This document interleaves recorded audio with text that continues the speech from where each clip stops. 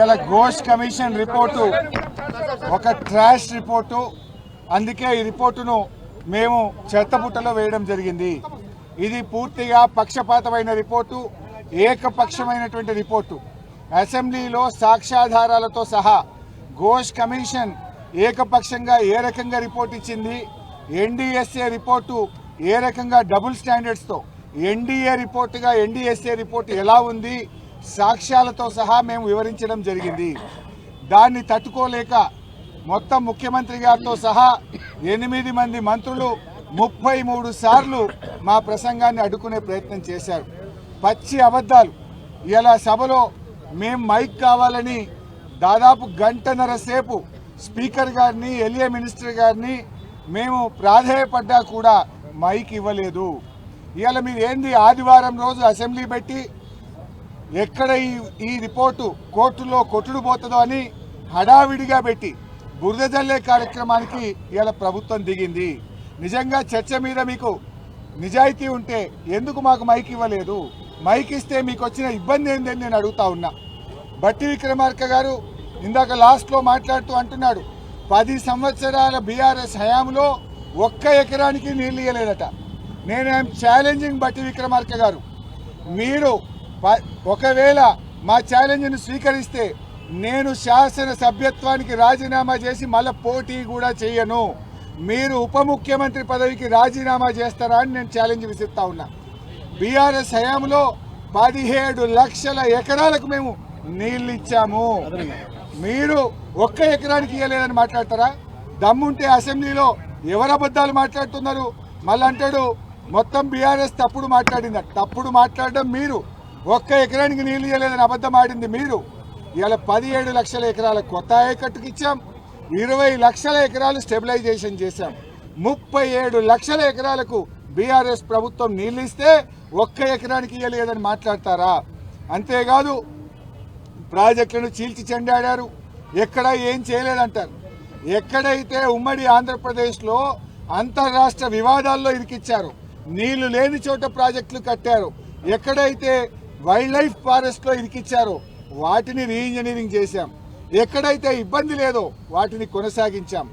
ఇలా కల్వకుర్తి, నెట్టంపాడు, భీమా, కోయిల్ సాగర్ పెండింగ్ ప్రాజెక్టులను రన్నింగ్ ప్రాజెక్టులుగా మార్చి 4,000 కోట్ల రూపాయలు ఖర్చు పెట్టి ఒక్క మహబూబ్ నగర్ జిల్లాలో 6 లక్షల ఎకరాలకు కొత్తగా సాగునీరు అందించింది బీఆర్ఎస్ ప్రభుత్వం.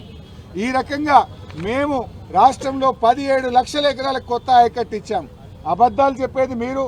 ముఖం చెల్లక మేము చెప్పేటువంటి సమాధానాలకు, మేము అడుగుతున్న ప్రశ్నలకు, మేము చూపిస్తున్న ఆధారాలకు తట్టుకోలేక మా మైక్ కట్ చేశారు.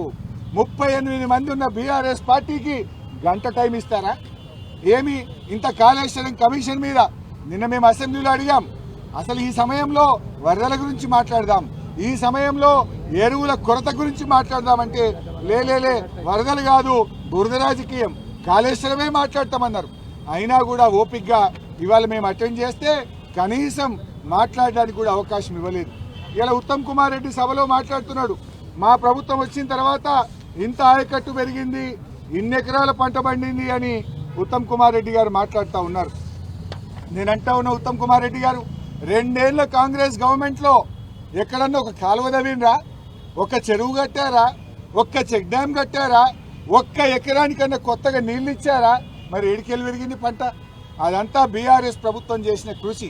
మేము మిషన్ కాకతీయలో చెరువులు బాగా చేశాం, చెక్ డ్యాములు కట్టాం. మా ప్రభుత్వ కృషి వల్ల ఇవాళ ఈ రాష్ట్రంలో ఆయకట్టు పెరిగింది. మీరు వచ్చినాక ఇరిగేషన్ శాఖలో 1 ఎకరానికి కూడా కొత్తగా నీళ్ళు ఇవ్వలేదు. అదేవిధంగా ఈరోజు ముఖ్యంగా కాళేశ్వరం సంబంధించి నీళ్ళే రాలేదంటారు.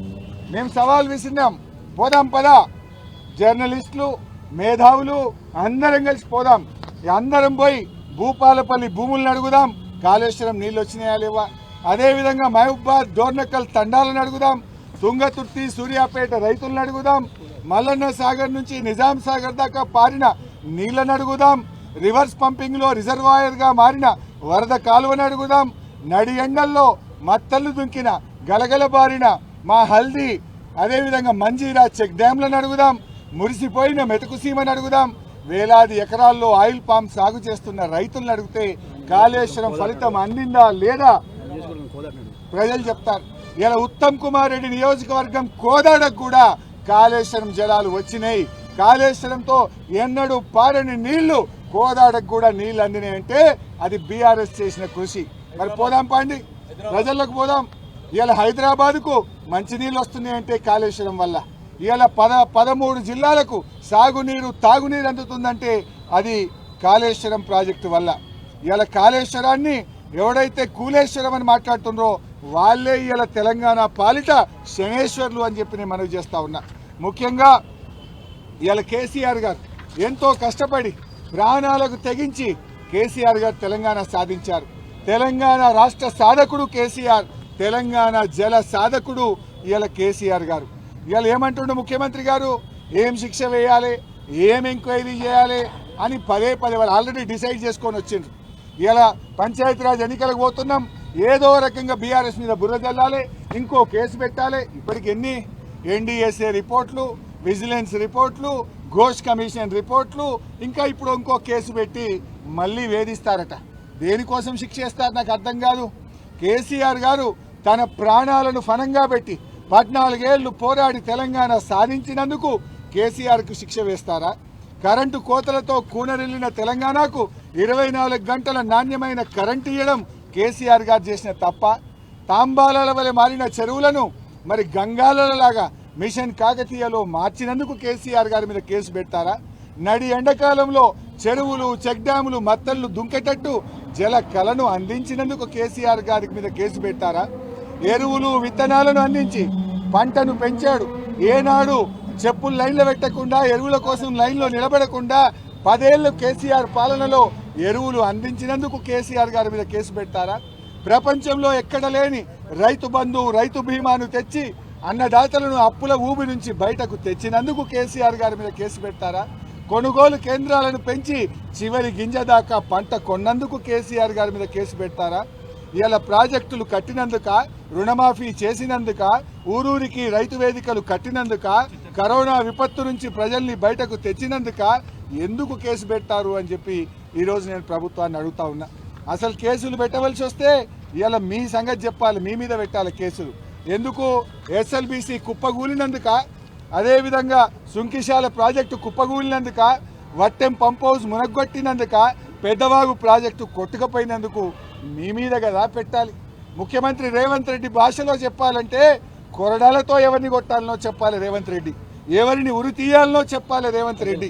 ఎందుకంటే వట్టెం పంప్ హౌస్ మునగొట్టింది ఎవరు, సుంకిశాల గులగొట్టింది ఎవరు, పెద్దవాగు కొట్టుకుపోవడానికి కారణం ఎవరు, మరి ఎస్ఎల్బీసీ టనల్ కుప్పగూలడానికి కారణం ఎవరో ఇవాళ సమాధానం చెప్పాలి రేవంత్ రెడ్డి గారు. ఇవాళ మీరు చేస్తున్నది ఏంది? కక్ష రాజకీయాలు. నిజంగా ఏం చేయాలి? నేను అసెంబ్లీలో కూడా చెప్పాను, కాళేశ్వరంలో అన్నీ ఇంటాక్ట్ ఉన్నాయి.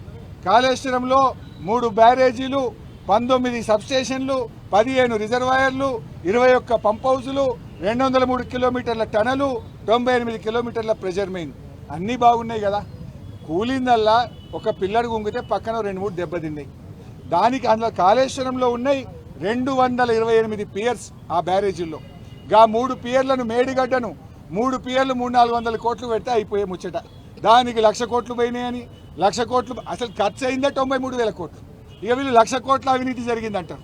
కాళేశ్వరం మీద ఖర్చు అయింది 93,000 అయితే 1,00,000 కోట్ల అవినీతి జరుగుతా? అందులో 15 రిజర్వాయర్లు బాగున్నాయి, 21 పంప్ హౌజులు బాగున్నాయి, 19 సబ్స్టేషన్లు బాగున్నాయి, టనళ్లు బాగున్నాయి, గ్రావిటీ కెనాల్లు బాగున్నాయి. ఈ నిమిషానికి కూడా పంటలు పండుతున్నాయి కదా. మల్లన్న సాగర్ కింద పంట పండుతుంది, రంగనాయక సాగర్ కింద పండుతుంది. మెదక్ జిల్లా, సంగారెడ్డి జిల్లా, సిద్దిపేట జిల్లా, యాదాద్రి జిల్లా, కరీంనగర్ జిల్లా, వరంగల్ జిల్లా, మరి అదేవిధంగా సిరిసిల్ల జిల్లా, ఇవాళ ఇన్ని జిల్లాలకు త్రాగునీరు, సాగునీరు, పరిశ్రమలకు నీరు అందించిన కాళేశ్వరాన్ని ఇవాళ మీరు ఏ రకంగానైనా బుర్ర జల్లాలని ప్రయత్నం చేస్తున్నారు. బట్ మీరు ఒక విషయం గుర్తుపెట్టుకోండి, మీరు ఎన్ని కుట్రలు చేసినా, కేసీఆర్ ఇమేజ్ దెబ్బతీయడం కోసం మీరు ఎన్ని చేసినా తెలంగాణ ప్రజలు నమ్మరు. నేను ఒకటే కోరుతున్న ప్రభుత్వాన్ని, కేసీఆర్ ఇమేజ్ను దెబ్బతీయాలనో, బీఆర్ఎస్ను దెబ్బతీయాలనో తెలంగాణ ప్రజలకు, తెలంగాణ ప్రయోజనాలను దెబ్బతీయొద్దు అని చెప్పి కోరుతా ఉన్నాం. మీరు ఎంత అరిచినా, ఎంత బురద జల్లినా తెలంగాణకు మేడిగడ్డనే మేటిగడ్డ అవుతుంది. మేడిగడ్డ వద్దనడం అంటే గోదావరిలో తెలంగాణ వాటాను కాదనుకోవడమే. మేడిగడ్డ వద్దనుకోవడం అంటే బనకచెర్లకు కిందికి ఆంధ్రాకు నీళ్లు వదులుకోవడమే. మేడిగడ్డ ఎత్తిపోతల పథకం ఆపేయడం అంటే రాష్ట్రాలకు, పక్క రాష్ట్రాలకు, దిగువ రాష్ట్రానికి మన నీళ్లు వదులుకోవడమే అవుతుంది. గోదావరి నీళ్లను బదిలి రైతులకు కన్నీళ్లు మిగిల్చే ఆలోచన చేస్తారా? దయచేసి మీరు ఆలోచించండి. ఇవాళ కుంగిన పిల్లలను తక్షణమే రిపేర్ చేయండి. వృధాగా పోతున్న గోదావరి జలాలను ఎత్తిపోయండి. తెలంగాణ రైతుల ప్రయోజనాలు కాపాడండి అని చెప్పి మేము కోరుతా ఉన్నాం. సరే, మీరు కమిషన్ వేశారు, ఇదేం కోర్టుల్లో నిలబడదు. కానీ ఒక్క విషయం గుర్తుపెట్టుకోండి, మీరు చేస్తున్న నష్టం, మీ ద్రోహం చరిత్ర పుటల్లో నిలుస్తుంది. మీరు చరిత్రహీనులుగా మిగిలిపోతారు. 2 ఏళ్ళయింది, ఇంకెప్పుడు చేస్తారు? ఆయన అంటుండు బట్టిగా 2 ఏళ్ళైంది, ఇంకా చేస్తారట. చేసే టైం అయ్యే వరకు మీరు దిగిపోతారు, మీ పని అయిపోతుంది. ఒకటి మాత్రం గుర్తుపెట్టుకోండి, మీ అరాచకాలు, మీ కుట్రలు, మీరు చేస్తున్నటువంటి అక్రమ కేసులు అన్నీ లెక్క పెట్టుకుంటున్నాం, వడ్డీతో సహా చెల్లిస్తాం, వదిలిపెట్టే ప్రశ్నే లేదని కూడా వారిని ఈరోజు నేను హెచ్చరిస్తా ఉన్నా. అదేవిధంగా తెలంగాణ ఏర్పడ్డాక ఏమైంది అని మాట్లాడతారు. 17 లక్షల కొత్త ఆయకట్టు నిజం కాదా? చెరువులు గలగల ఇవాళ నీళ్లతో నిండిపోయింది నిజం కాదా? పెద్ద ఎత్తున చెక్ డ్యాములు కట్టి భూగర్భ జలాలు పెరిగింది నిజం కాదా? ఇవాళ తెలంగాణలో బీఆర్ఎస్ హయాంలో 218 టీఎంసీల రిజర్వాయర్లు కట్టాం. 218 టీఎంసీలు. ఇవాళ ఒకసారి చూస్తే బసవాపురం 11 టీఎంసీలు, మలకపేట 3, కొండపోచమ్మ 15, మల్లన్న సాగర్ 50, రంగనాయక్ సాగర్ 3, అన్నపూర్ణ 3.5, మేడారం 1 టీఎంసీ, సుందిల్లా 8 టీఎంసీలు, అన్నారం 10, మేడిగడ్డ 16 టీఎంసీలు. అదేవిధంగా నష్కల్ రిజర్వాయర్ 0.5, మిడ్మానేర్ 27, సమ్మక్క సాగర్ 7, చనాకా కొరాట 1 టీఎంసీ, పాలమూరు రంగారెడ్డిలో నార్లాపూర్ 8, ఏదుల 8, వట్టెం 17, కరివెన 16, దిండి ఎత్తిపోతల పథకంలో 3 టీఎంసీలు. అదేవిధంగా ఎస్ఎల్బీసీలో బ్రాహ్మణ వెల్లం, నీల్వాయి, మత్తడివాగు, మిషన్ కాకతీయ ద్వారా చెరువుల సామర్థ్యం పెంచాం, చెక్ డ్యాములు కట్టి నీటి నిల్వ పెంచాం. ఇట్లా చూస్తే 218 టీఎంసీల నీళ్లు నిల్వ చేసే రిజర్వాయర్లను కట్టింది బీఆర్ఎస్ పార్టీ. మీరేం చేసిండ్రు? 2 ఏళ్ళు అయింది. ఒక్క చెరువు కట్టినరా? ఒక్క చుక్క నీళ్లు ఎక్కడైనా ఆపినరా? ఒక్క ఎకరానికి ఎక్కడైనా కొత్తగా నీళ్ళు ఇచ్చిండ్రా? మీరు మా మీద మాట్లాడతారా? ఇదంతా కూడా తమ ఫెయిల్యూర్ను, తమ తప్పిదాలను కప్పిపుచ్చుకోవడానికి చిల్లర ప్రయత్నాలు చేస్తూ ఉన్నారు, బురద జల్లే ప్రయత్నం చేస్తున్నారు. ప్రజలు అన్ని విషయాలు గమనిస్తున్నారు. మేము చాలా ఓపికగా అసెంబ్లీలో మాట్లాడాలి, క్లారిఫై చేయాలి, అన్నీ చెప్పాలని మరి మేము ప్రయత్నం చేస్తే మా గొంతు నొక్కారు, మాకు మైక్ ఇవ్వలేదు. నిన్న కూడా స్పీకర్ గారిని కలిసి ఇవాళ కూడా మా సభ్యులు చెప్పారు, 8 మంది ఉన్న వాళ్లకు 7 సభ్యులు ఉన్న వాళ్ళకి ఎంత టైం ఇస్తున్నారు, 38 మంది ఉన్న బీఆర్ఎస్ పార్టీకి ఎంత టైం ఇస్తారు, ఒక్క సభ్యుడు ఉన్న సిపిఐకి ఎంత టైం ఇస్తారో మరి దానికి అనుగుణంగా 38 మంది ఉన్న మాకు టైం ఇవ్వాలి కదా. 58 నిమిషాలకే ఇక అయిపోయింది మీ టైం అని కూర్చోమంటారు. ఇంత పెద్ద ఇంపార్టెంట్ రిపోర్ట్, 650 పేజీల రిపోర్ట్ ఇచ్చిండ్రు, ఎన్డీఎస్ఏ రిపోర్టు పెట్టిండ్రు, విజిలెన్స్ రిపోర్టు పెట్టిండ్రు. వీటన్నిటి మీద మాట్లాడదామంటే మైక్ ఇస్తలేరు. ఎందుకు భయపడుతున్నారు అంటే మీ తప్పిదాలు బయటపడుతున్నాయి.